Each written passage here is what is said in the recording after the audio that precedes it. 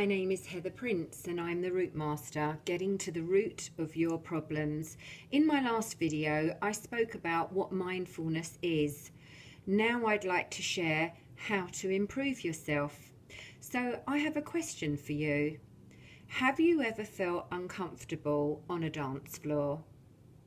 Are your movements kind of awkward? Do you feel like people are judging you?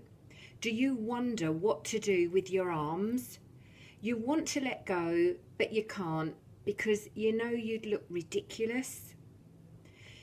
Everyone says to you, loosen up, no one's watching.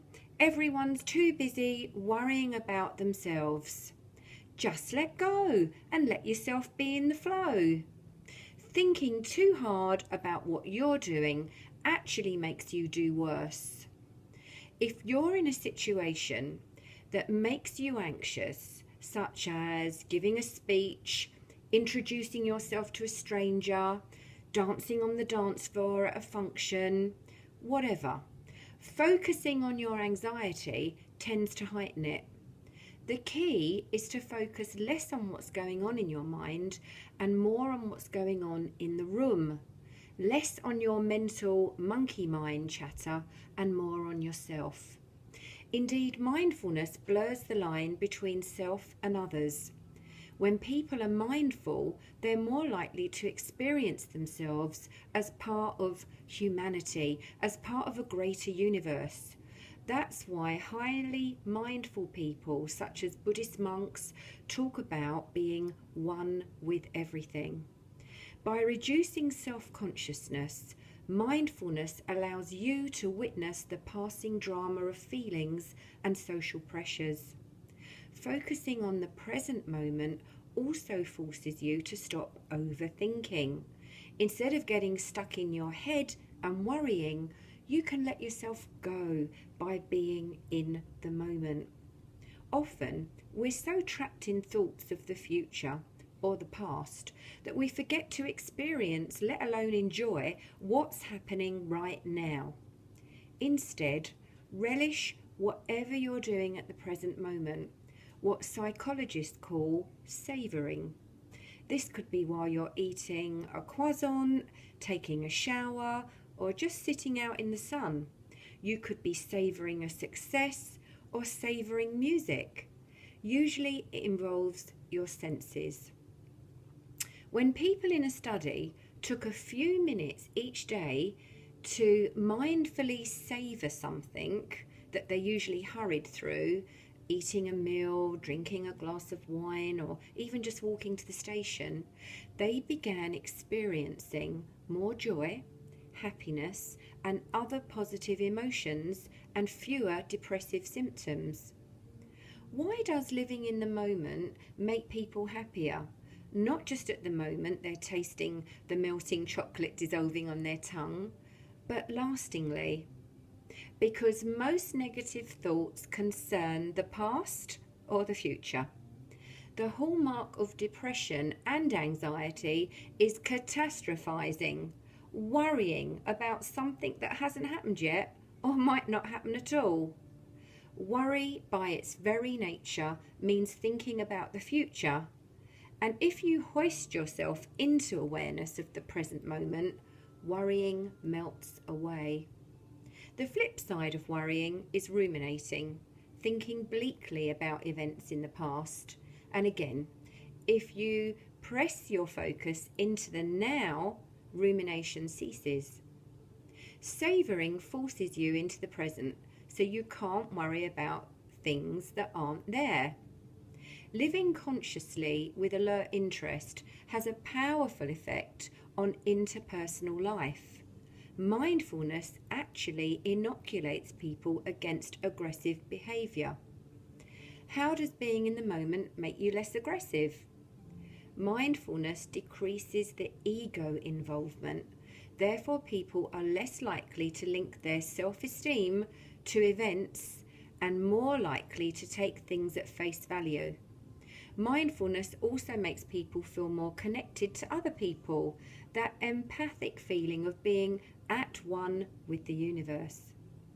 Mindfulness boosts your awareness of how you interpret and react to what's happening in your mind.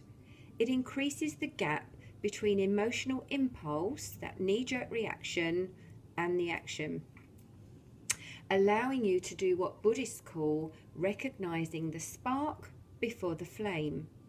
Focusing on the present reboots your mind so you can respond thoughtfully rather than automatically. Instead of lashing out in anger, backing down in fear, or mindlessly indulging a passing craving, you get the opportunity to say to yourself, "This is the emotion I'm feeling. How should I respond?" Mindfulness increases self-control. Since you're not getting thrown by threats to your self-esteem, you're better able to regulate your behaviour. That's the other irony. Inhabiting your own mind more fully has a powerful effect on your interactions with others. Maybe during a flare-up with your significant other, there's a simple exercise you can do anywhere, anytime to induce mindfulness. Breathe. There's no better way to bring yourself into the present moment than to focus on your breathing. Because you're placing your awareness on what's happening right now, you propel yourself powerfully into the present moment. For many, focusing on the breath is the preferred method of orienting themselves to the now, not because the breath has some magical property, but because it's always there with you. Now, I've just recently put a video on Facebook about being in the flow, because perhaps the most complete way of living in the moment is the state of total absorption psychologists call flow. Flow occurs when you're so engrossed in a task that you lose track of everything else around you. Flow embodies an apparent paradox. How can you be living in the moment if you're not even aware of the moment? The depth of engagement absorbs you powerfully, keeping attention so focused that distractions cannot penetrate. You focus so intensely on what you're doing that you're unaware of the passage of time. Hours can pass without you noticing. Flow is an elusive state. As with romance or sleep, you can't just will yourself into it. All you can do is set the stage, creating the optimal conditions for it to occur. And the first requirement for flow is to set a goal that's challenging, but not unattainable, something you have to hone your resources and stretch yourself to achieve. The task should be matched to your ability level, not so difficult that you'll feel stressed, but not so easy that you'll get bored. In flow, you're firing on all cylinders to rise to a challenge. To set the stage for flow, goals need to be clearly defined so that you always know your next step. It could be playing the next bar in a scroll of music, or finding the next foothold if you're a rock climber, or turning the page if you're reading a good novel. You also need to set up the task in such a way that you receive direct and immediate feedback, with your successes and your failures clear. You can seamlessly adjust your behaviour. A climber on the mountain knows immediately if his foothold is secure. A pianist knows instantly when she's played the wrong note. As your attentional focus narrows, self-consciousness evaporates. You feel as if your awareness merges with the action you're performing. You feel a sense of personal mastery over the situation, and the activity is so intrinsically rewarding that although the task is difficult, action feels effortless. In my next video, I will be talking about how to cope with emotional pain and how we zone out and become mindless.